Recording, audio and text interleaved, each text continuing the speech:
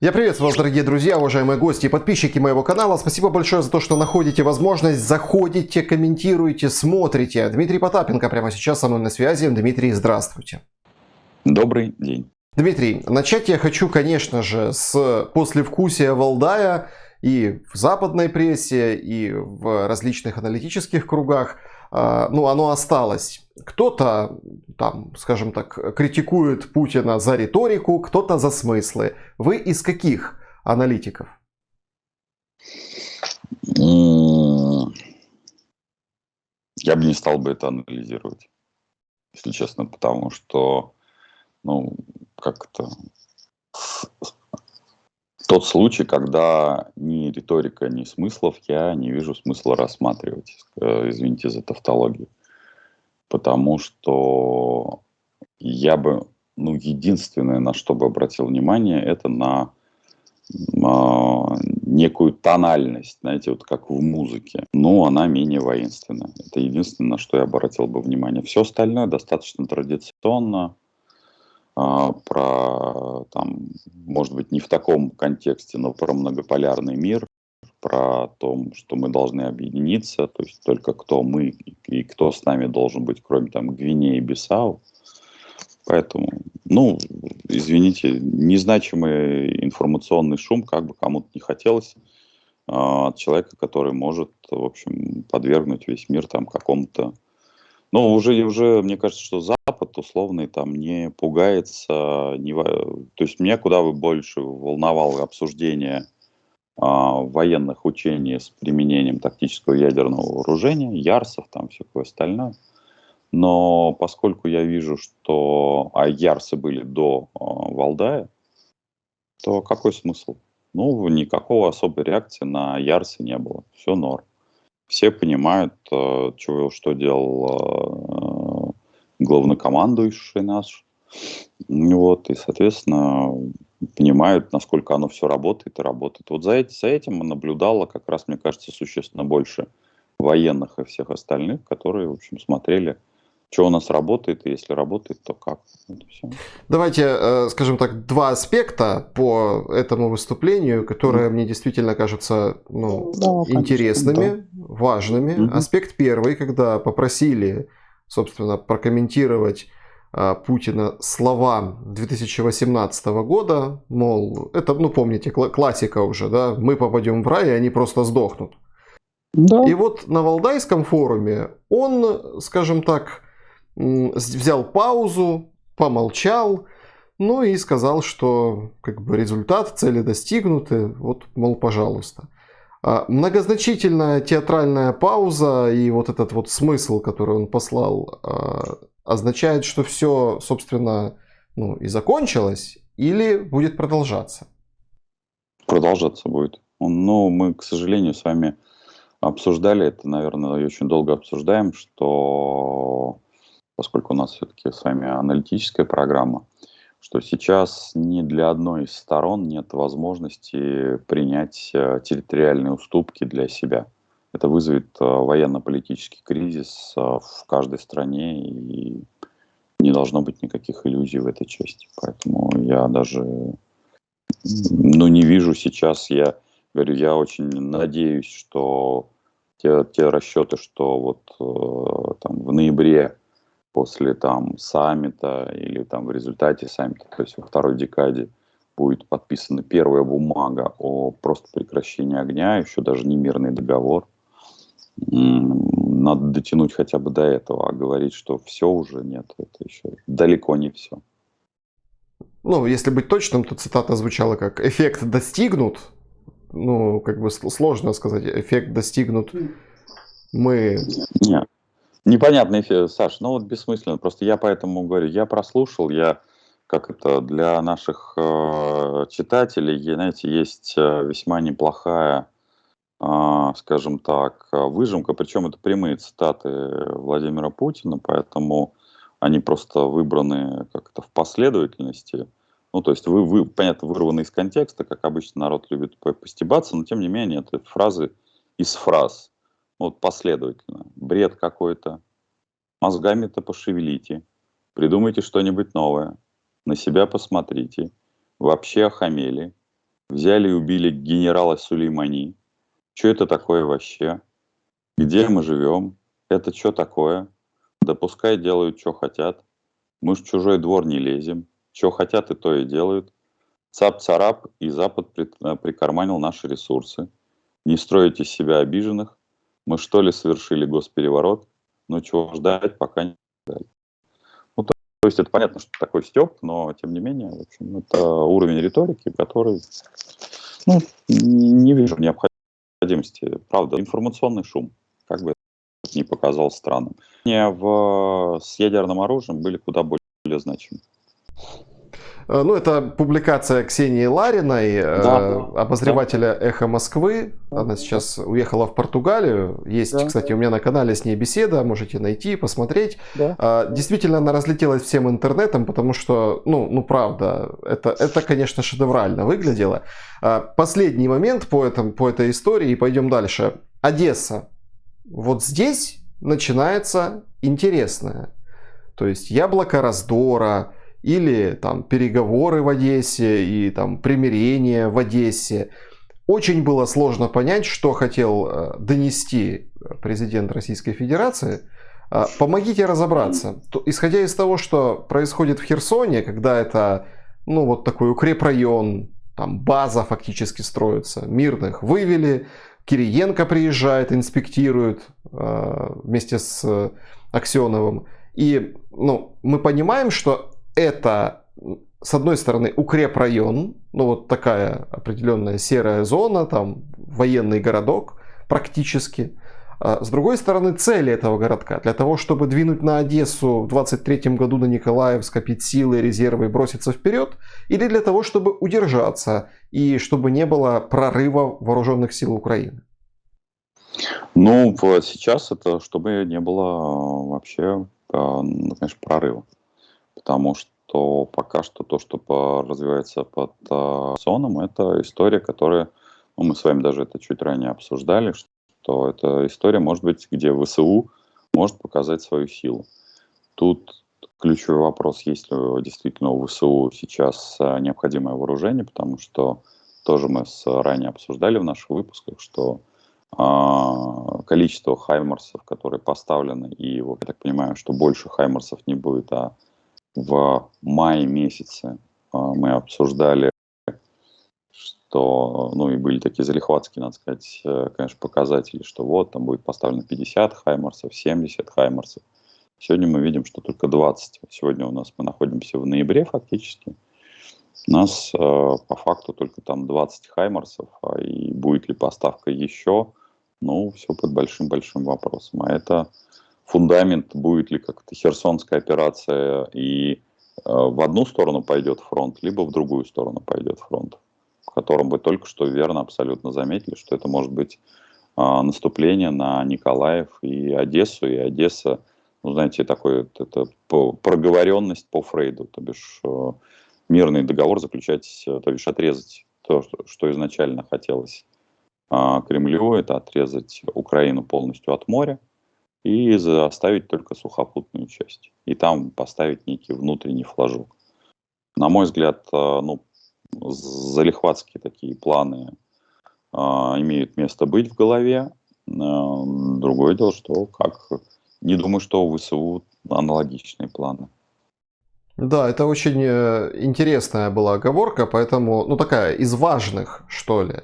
Потому что действительно мы следим за тем направлением, и фактически битва за Херсон многими экспертами называется чуть ли не решающей вообще на фоне вот происходящих военных событий. Ну, она не будет решающей, потому что и тоже мы это обсуждали, что я говорил, что даже проигрыш Херсона, если такое произойдет, не переломит хребет, что называется. Это по-прежнему будет, ну, очень важный удар по там имиджу, по каким-то военным решениям.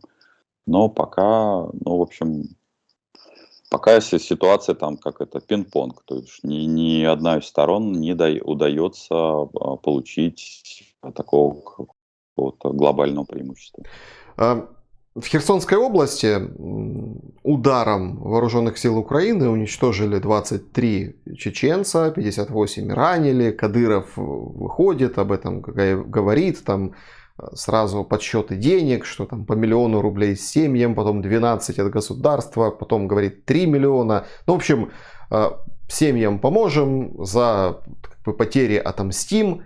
И начинается вот просто неимоверное. Кадыров говорит, что вот этот товарищ Лапин, генерал Лапин, который виновен во всех бедах российской армии на фронте, по мнению Кадырова, его ребята пытаются Лапина найти и сетует Кадыров, что этого сделать не может. Мол, смотрите, у нас же как бы война, военное время, а мы вот не можем достучаться до такого человека, чтобы высказать ему претензии. И здесь начинается вообще просто неимоверное. С одной стороны, военное время подразумевает какую-то понятную, нормальную вертикаль управления всем, что происходит. С другой стороны, мы видим, как там глава республики со своим отрядом ищет генерала российской армии, и тот от него как бы скрывается. То есть, ну такой непонятный разброд и шатание, какая-то махновщина. Откомментируйте эту ситуацию, ведь Путин, несмотря на вот эти, скажем так, словесные выпады, которые мы обсуждали раньше, несмотря на риторику, но вот как-то стереотипно считался человеком, который строит жесткие вертикали. А здесь не пойми что.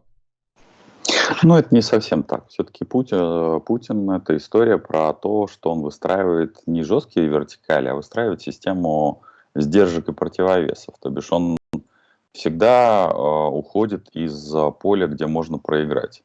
В данном случае тоже, вспомните, мы с вами обсуждали, это Пригожина и Кадырова, и их позицию, и об этом я говорю и буду говорить, что эти джентльмены претендуют существенно на большую роль в российской власти. Они не хотят со своими частными армиями просто быть убийцами, зачищающими поле.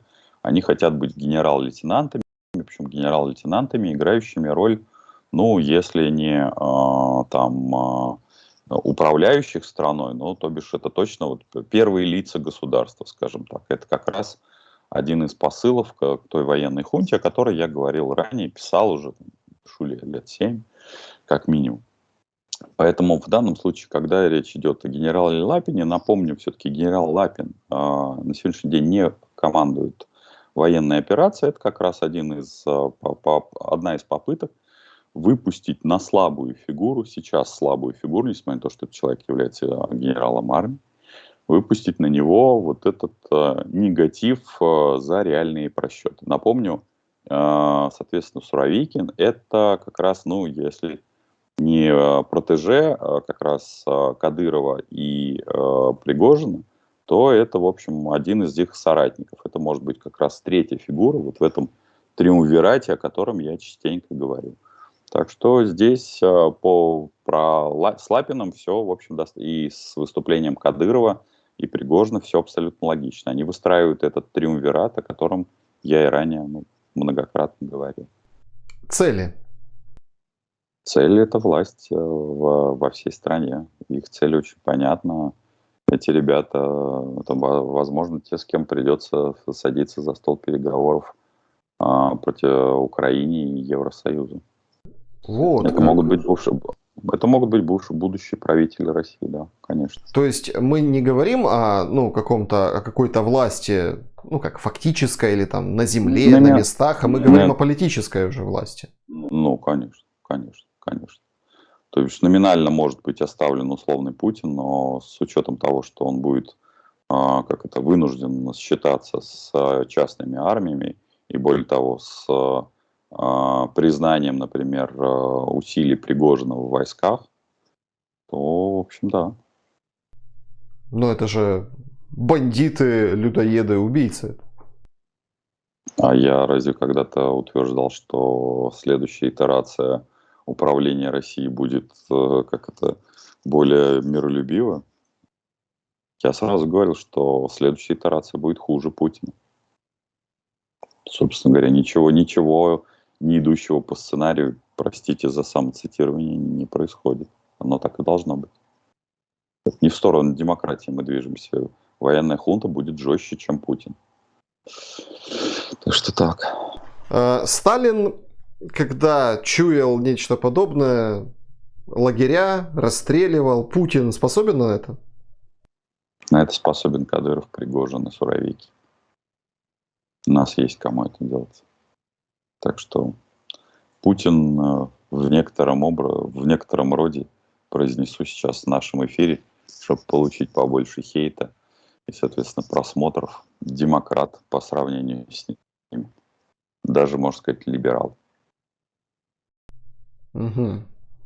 На ваш взгляд, вот отпочковавшись, создав этот триумвират, легко ли будет, ну, скажем так, подвинуть Путина, или это будет уже как данность, и он это все примет? Он примет, никуда он не денется.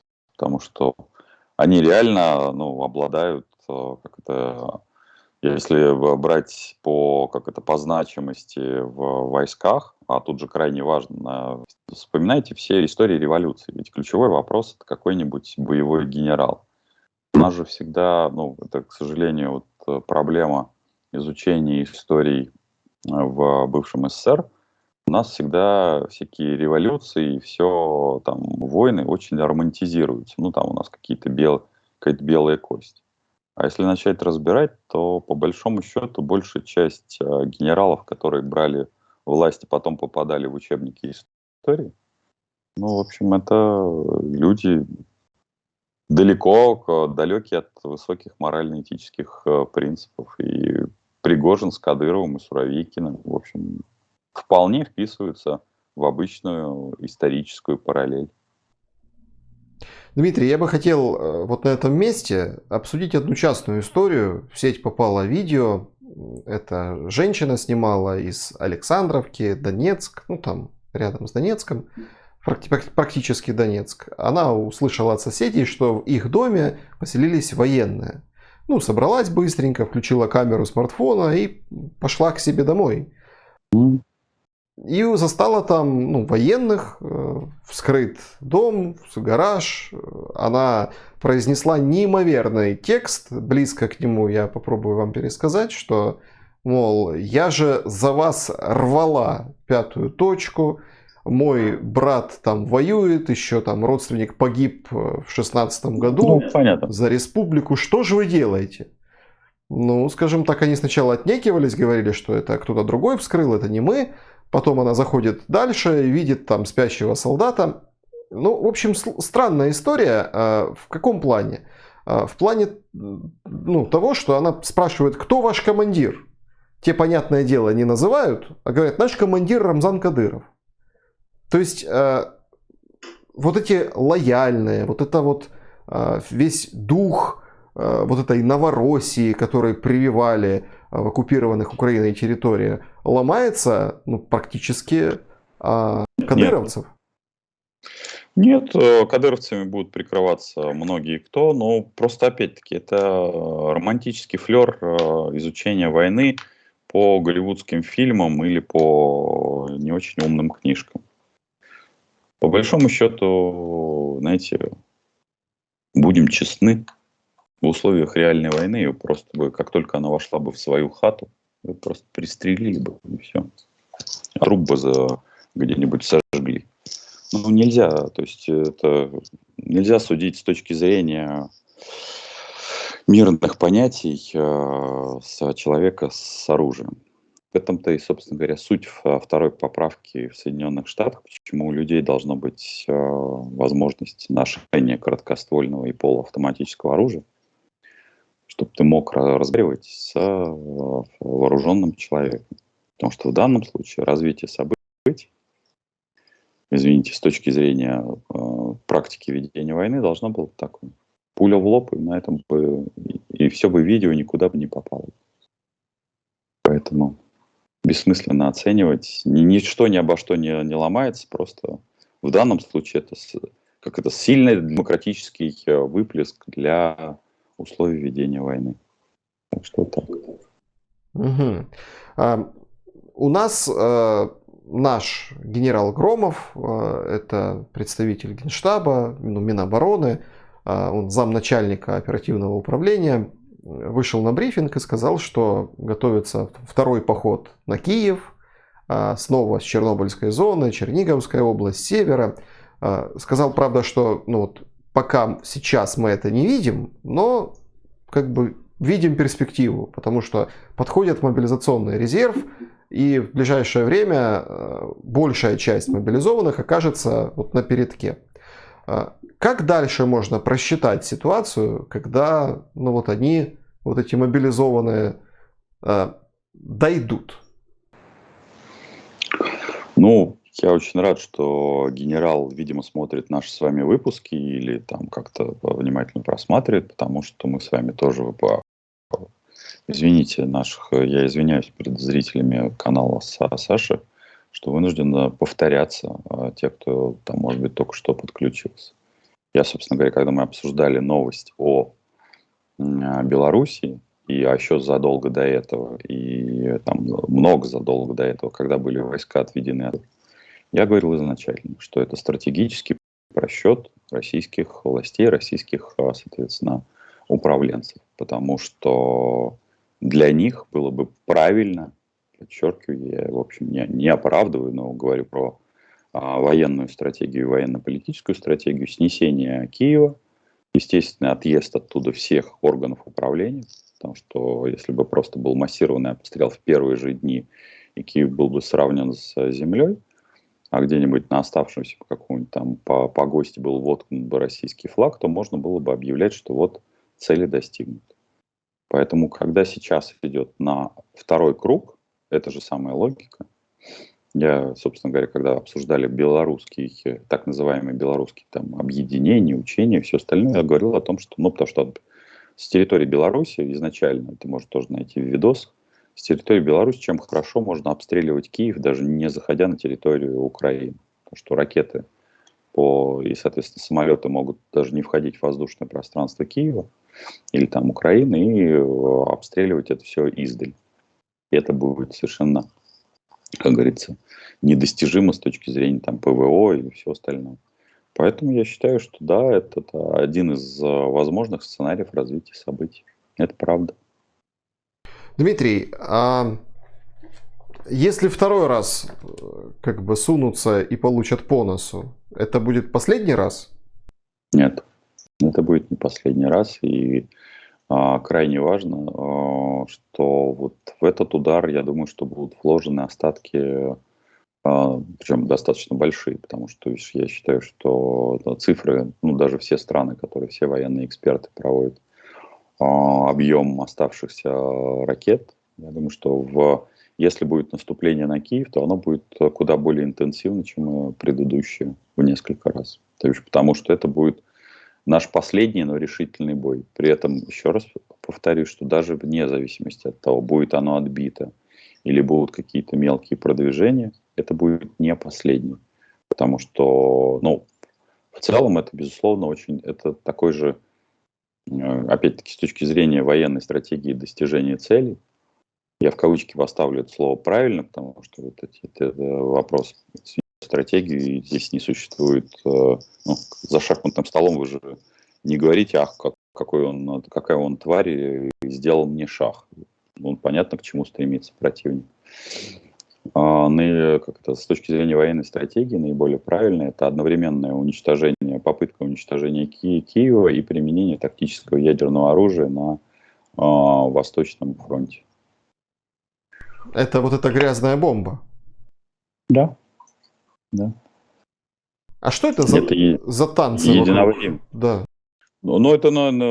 Это же действительно создает очень серьезное напряжение. Потому что если единовременно, смотрите, как по стратегии будет применена грязная бомба и одновременно пойдет там атака на инфраструктуру по ракетными ударами, то это будет большое количество там человеческих жертв, это будет большинство, соответственно, жертв среди военнослужащих по обе стороны, кстати, чтобы было понимание, потому что некоторые не очень понимают, что в том числе те мобилизованные, о которых вы говорите, они наименее подготовлены, потому что мобилизованные, в общем, уже даже видно по сроку жизни их на фронте, 2 недели обычно срок. От момента, потому что людей, которых призывают, это, я говорю, тоже, извините за самоцитирование, буду все время извиняться. Это либо замазать, то есть это две задачи: замазать в крови и просто пушечное мясо, обычные просто мишени для пристрелки, для ВСУ. Люди, война — дело молодых, к сожалению, увы. На моем канале есть очень интересный сценарий развития событий от аналитика Олега Соскина. Я прошу всех перейти посмотреть. И там, собственно, он называет господина Кириенко чуть ли не серым кардиналом вообще всего, что происходит. А приезд недавний Рогозина туда, на Донбасс, как раз-таки подготовкой, Гиркин плюс Рогозин, вот они там на передовой, это для того, чтобы как раз-таки по Донбассу грязной бомбой ударить, обвинить Украину. Как вам видится этот, скажем так, кусок аналитики, насколько действительно когда-то, по прогнозам, глава Крымского федерального округа действительно мог привезти в Украину грязную бомбу?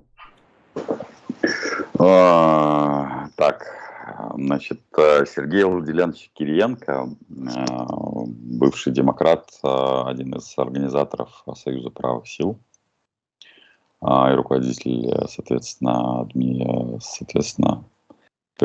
президентской администрации, и господин Рогозин, тем более Гиркин, это вещи разных порядков. Рогозин — это сбитый летчик, который, понятно, что остается в обойме, его куда-то надо трудоустраивать. Сергей Владимирович занимается внутренней политикой, то есть выборами и всем остальным, просто пытается поднять свой статус. Гиркин — человек, который тоже, в общем-то, он же Стрелков, уже с отсутствующей какой-либо силой. Поэтому ни один, ни второй, ни третий не мог привести туда какую-то бомбу по причине того, что они не обладают подобного рода статусом. Каждый Стрелков и Рогозин пытаются трудоустроиться. Кириенко пытается удержать ускользающую нить внутренней политики. Кратко так. Я просто, простите, я Рогозина знаю еще с 90-х годов, а Сергея Владимировича тоже неплохо знаю с тех же самых 90-х годов. Я не хочу опровергать никаких, простите, аналитиков, просто чтобы не было, я никому им не собираюсь противоречить, они имеют право на свое, в том числе и заблуждение. Просто я чуть-чуть существенно больше просто знаю, понимаю, простите. Пожалуйста, не надо там говорить, что они что-то не понимают, или они все, пусть они трактуют, как они считают нужным, пожалуйста. Нет, смотрите, здесь такой момент, по Рогозину, так а что с ним дальше? Он пытается трудоустроиться. Потому что основная проблема как раз вертикали власти, что из нее выйти невозможно, с одной стороны, а с другой стороны, хлебушек хочется получать, пенсию хочется получать, куда он пойдет? Он что, на завод, что ли, пойдет? Нужна какая-то должность, причем не позорная. Он что, пойдет, в управдомы, как в свое время пошел, Остап Мария Бендербей? Должность должна быть статусная. Соответственно, сейчас статусные должности предлагают только в том случае, если ты там, делаешь что-то знаковое, показательное. Но поскольку они пытаются удержаться напомню, господин Рогозин — это филолог, это журналист. Можно, конечно, пухлым кулачком помахать, изобразить из себя боевика. Но у Пригожина это получается существенно получше. И поэтому Рогозин, Пригожину и Кадырову не конкуренты. Понятно. Что произошло с Собчак? Мы как-то обсуждали в одном из наших видео вообще ее фигуру, скандал какой-то в грузинском кафе. Вы тогда отмахнулись от всего происходящего, мол, скандал и скандал, Собчак и Собчак. Да. А сейчас Это же беспрецедентная история с вынужденным отъездом, с там Нет, взятием под арест редактора. фуфло. Прям фуфло. Ну, Прям как фуфло.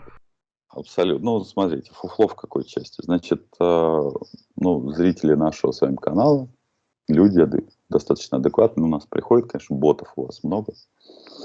Значит, в медиа-среде есть такая штука. Ну, на каждом канале можно разместить рекламу. Стоит она условно там 500 тысяч рублей.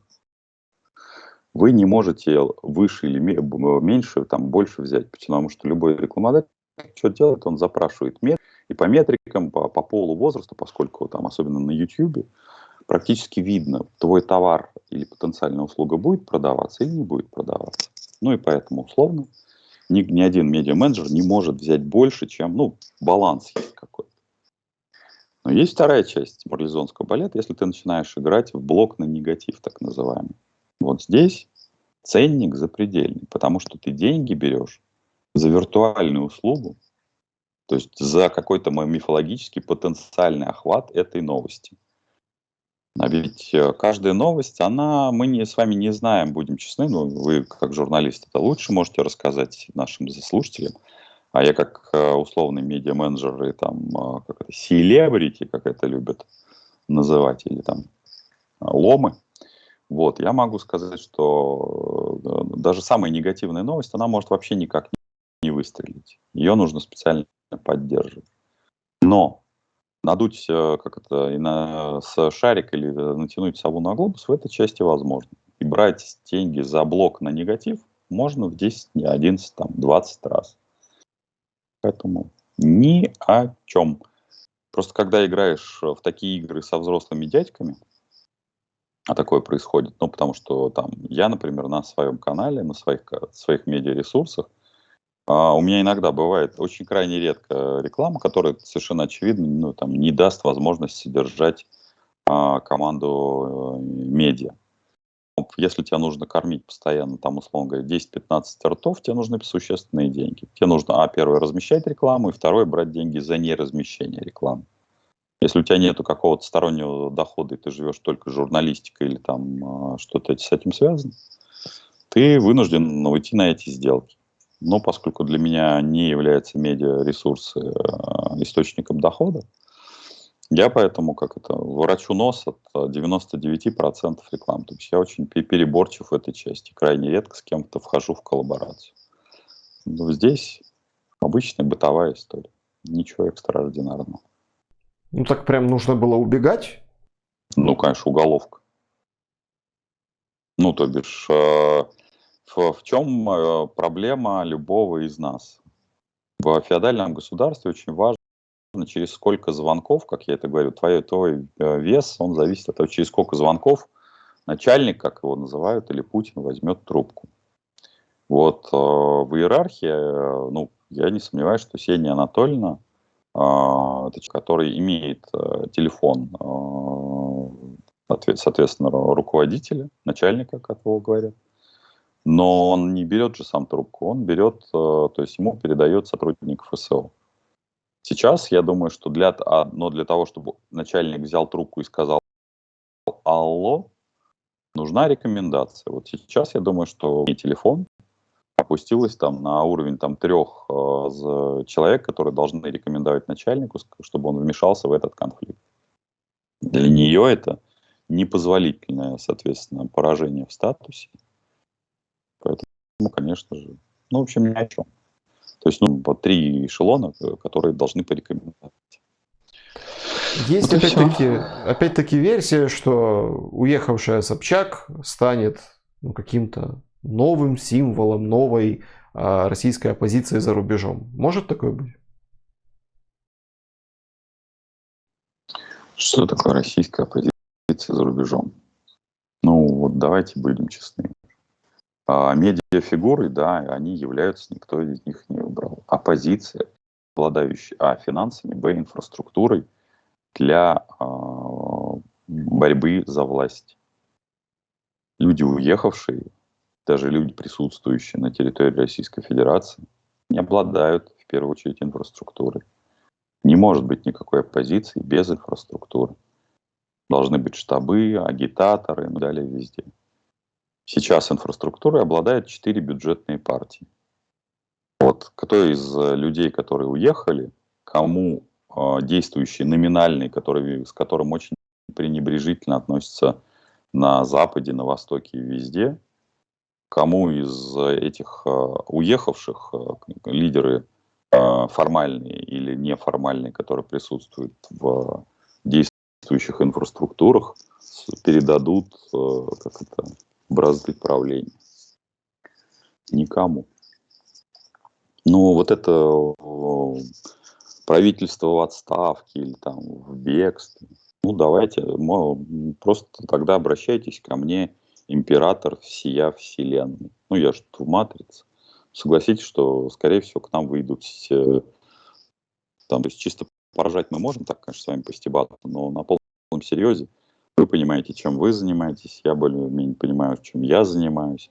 Я понимаю уровень нашей компетенции и некомпетенции, уровень нашего влияния и невлияния. В том числе уровень, там, как говорится, медиа-охвата вашего канала, своих каналов. И кто его смотрит, и как смотрит. Поэтому... Да, ну интересно.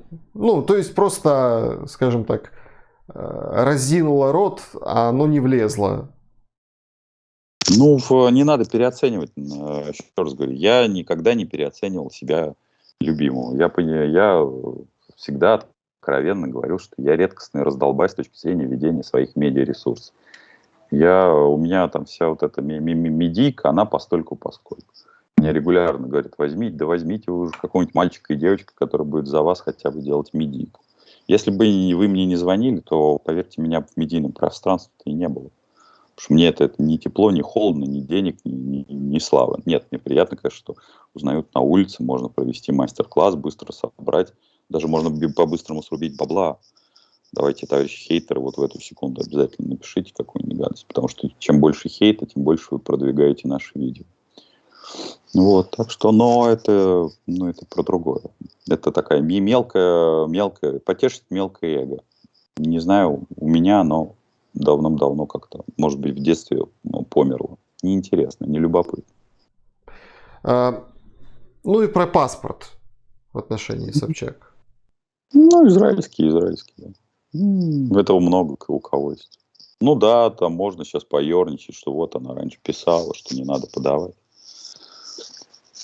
Ну, медийный шум не имеет абсолютно никакой значимости. Это хорошо позубоскалить, ну, с точки зрения аналитики. Да, у многих из людей есть различные паспорта.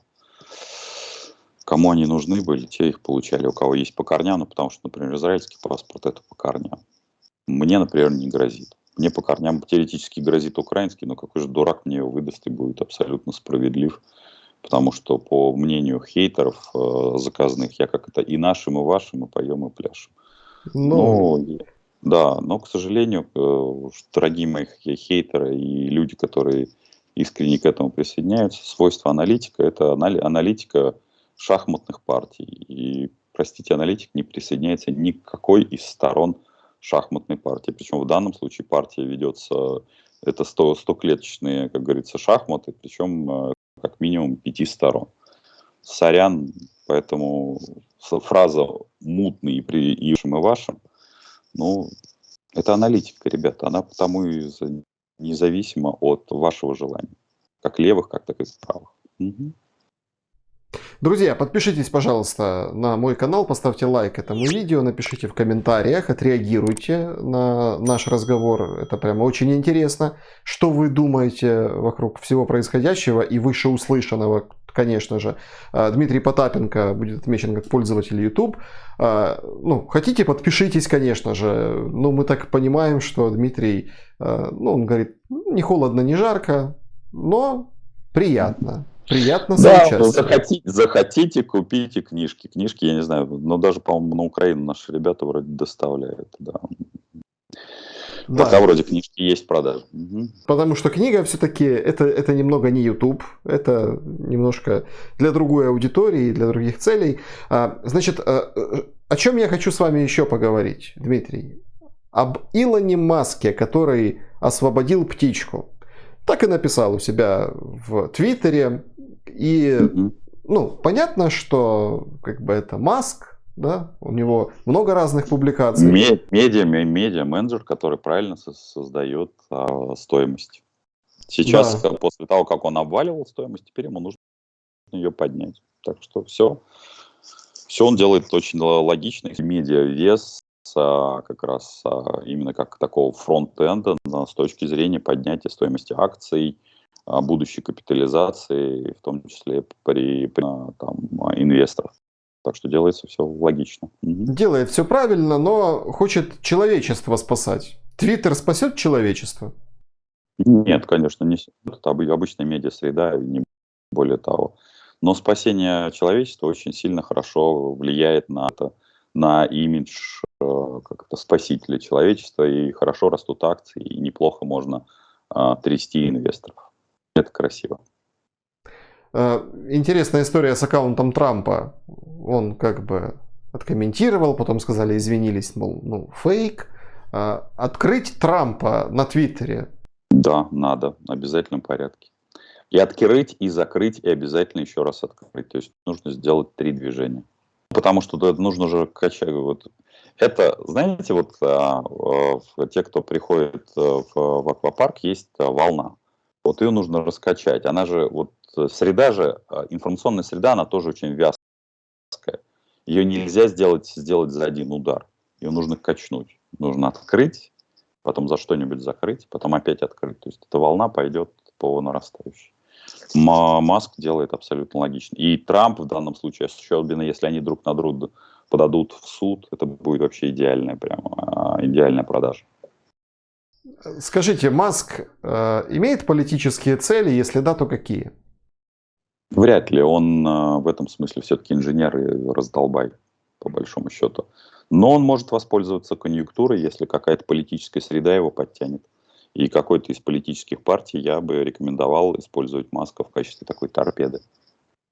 Последние недели Маск, ну давайте так, в негативном ключе, как бы для официальной украинской, там, скажем так, медиа среды выступает, потому что вот эти твиты, вот этот вода в Крым, вот этот референдум под надзором ООН, вот эти все, скажем так, моменты с работой Starlink, потом, ну действительно, если вот так вот смотреть на вещи и по вот этой формуле накладывать, там сначала закрыть, потом открыть, потом и наоборот, то вот так и с работой Старлинка. Сначала сказать, что ребята, мы и так уже помогли, денег нет, сколько можно, потом Пентагон поговорил, потом все-таки да, ах ладно, продолжает работать Старлинк для украинских военных. Тоже... Но вы же видите волну, мы пускаем волну. Мы с вами в турецком отеле, в котором пускаем волну. Да, да, да. И я просто к чему? Я к тому, что волна волной. Но как бы заявления вроде как серьезные звучат со стороны Российской Федерации сбивать эти спутники.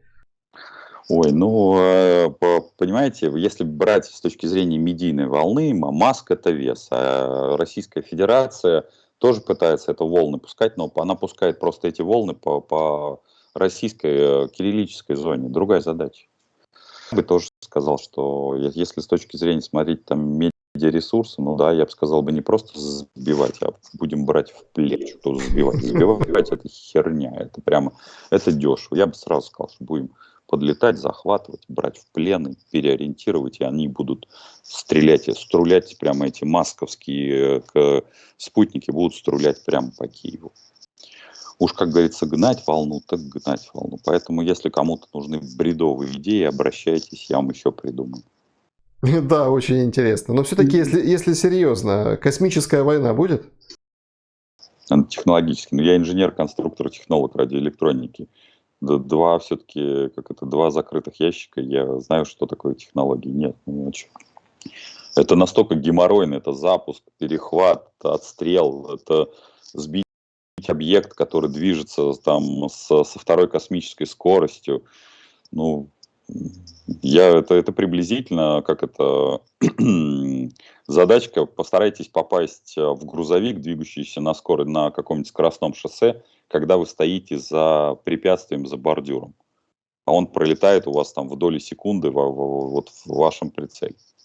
Настолько теннисным мячиком. Попробуйте в него попасть. Вот приблизительно то же самое попытка попасть на спутник. С учетом того космического мусора, который еще там летает. Ну, то есть... Да. Не смотрите голливудские фильмы, пожалуйста. Я вас очень прошу. Ну, сказал человек, который с задним фоном «Матрицы». Абсолютно согласен. Именно поэтому я больше к «Матрице», к первой «Матрице» отношусь именно как бы к фильму философскому, поэтому больше, чем потом все, как это, братья, а теперь то ли сестра, то ли брат Вачовски все испортили. На самом деле на первой «Матрице» все должно было закончиться, причем «Матрицу» на негативном контексте, и тогда бы не надо было бы снимать продолжение. Но, как всегда, инженеры проиграли по маркетологам. Это точно.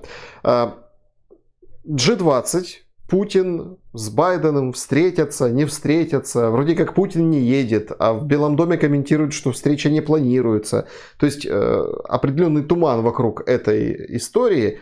Это вот один аспект. А второй аспект, Папа Римский, который хочет усадить за стол переговоров Зеленского и Путина. Вот как вы относитесь к одним и другим переговорам? Никак. То есть Путин сядет за стол переговоров, когда, скажем так, у него не хватит, просто не будет хватать сил продолжать. Пока еще рано. Только сейчас могут сесть генералы для прекращения огня. Все, пока еще рано. Рано. И неважно, Папа Римский пока... это Байден. Да хоть кто угодно. Хоть Алим Кабаев. Нет. Рано. Пока еще как-то есть порох в пороховницах, ягода в ягодицах, ну и так далее. А когда будет, может же так случиться, что будет поздно? Это должно быть поздно, это нормально. То есть для одной из сторон должно быть... Переговоры никогда не начинаются при паритете. Паритеты начинаются переговоры, когда одна из сторон проигрывает. Почему мы с самого начала, я закольцую нашу беседу, мы начали говорить о том, будут ли Хаймарсы или все остальное. Если Хаймарсов не будет, то будет противостояние стрелковым оружием.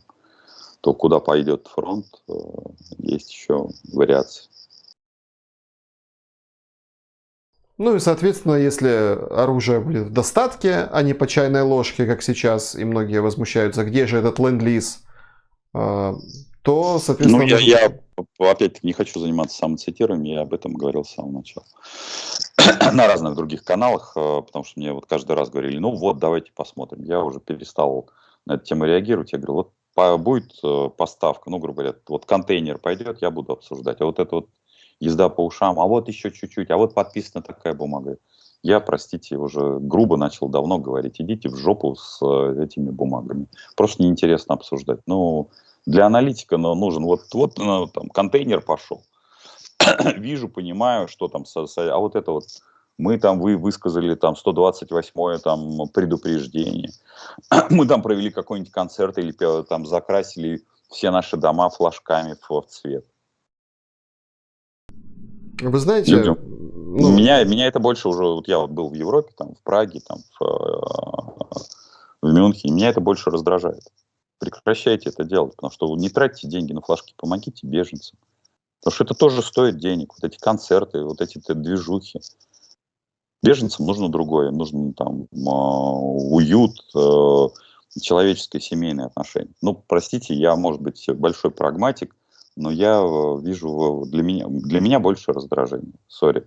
Я бы предпочел, чтобы не подсвечивали дома, а там, не знаю, потому что подсветка – это тоже деньги. Будем честны, это тоже деньги. Организация концертов – это тоже деньги. Пусть это будет, там, не знаю, лучше продуктовая корзина, переданная конкретным беженцам. Причем сразу могу сказать, что беженцам всех стран одновременно. Потому что не надо выделять, потому что беженцы, например, там русские, которые сбежали из России, которые, в общем-то, не стреляют в украинцев, это тоже очень важная часть залог победы. Они получают хейт со всех сторон. Я это вижу, в том числе и в Европе, особенно в Чехии. И это плохо, в том числе для Украины. Давайте еще сравним ситуацию, потому что мы вокруг нее крутимся, но для того, чтобы точку в нашем разговоре поставить, я попрошу вас откомментировать аналитику Всемирного банка, который уже выдал на гора цифры. До конца 2023 года 55% украинцев будут бедными. До конца этого года 25% украинцы будут бедны. Понятно, что там официальный Киев, и есть советник по экономике, мы его, кстати, когда-то упоминали в наших беседах, Олег Устенко, он не верит в этот прогноз, мол, в 2023 году война закончится, и экономика Украины пойдет в рост, поэтому это все, скажем так, бабка надвое гадала. А что в России? Ну, нам в этом смысле проще, экономика больше, а самое главное, основное, что я то, о чем тоже говорил, последние 10 лет у нас падают реально располагаемые доходы. Мы не надо начинать. То есть у нас население с точки зрения по отношению к ВВП, просто не надо этого сбрасывать со счетов. Я знаю, у нас приходят хейтеры, говорят, рашки, кирдык, там все остальное. Экономика огромная. По сравнению с... Да, Россия небольшая с точки зрения первой десятки, она на 11-м месте находилась. У нее 1,7 мирового ВВП. Но Украина-то была 0,2 мирового ВВП. То есть разница там как минимум в 10 раз практически была. Да, проседает под ударами, но опять-таки 200 миллиардов все это от поставок газа и 5 миллиардов всего в Украину. Это перепад, извините, так на секундочку. Да? 40 раз. 40 раз перепад. Сколько денег Европа поставляет сюда и сколько денег поставляет. И плюс ко всему, Россия производит сама оружие, Украина не производит. Я знаю, что у нас приходят абсолютно бездумные, которые говорят, что, как говорится, это цифры. Это показатель того, что, опять-таки, без Евросоюза, без помощи Евросоюза и Соединенных Штатов, который абсолютно не только в час по чайной ложке, а живет по принципу либо шаг сдохнет, либо падишах сдохнет, Украине 55% все это очень оптимистичный прогноз. Да. Спасибо вам большое за эту беседу. Не хотелось заканчивать, конечно, на таком негативе, но тем не менее... Мне очень тоже не хотелось, но это цифры, их реальность, их переиграть невозможно. Мне как раз чего не хватает, скажем, в хейтерах, хейтеры, ладно, это уже...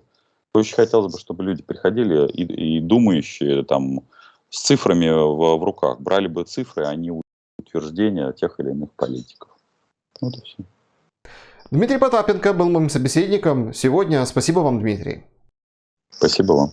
Друзья, обязательно встретимся в следующий раз. Берегите себя, берегите друг друга и точно переходите на канал и высказывайтесь, потому что все то, что мы здесь делаем, исключительно для того, чтобы вы высказывались в комментариях, и, конечно же, смотрели, получали разные точки зрения. До скорого, увидимся.